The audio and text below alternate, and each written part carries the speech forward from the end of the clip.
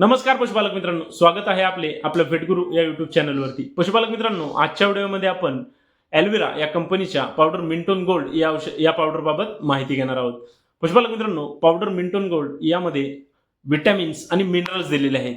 पशुपालक मित्रांनो, या पावडरचा वापर आपण आपल्या पशूंमध्ये ज्या ठिकाणी आपल्या पशूंना गर्भधारणेसाठी समस्या येत असतील त्या ठिकाणी करू शकतो। त्यासोबतच आपल्या पशूंमध्ये त्यांना जर माझावरती येण्यासाठी समस्या येत असतील त्या ठिकाणी करू शकतो।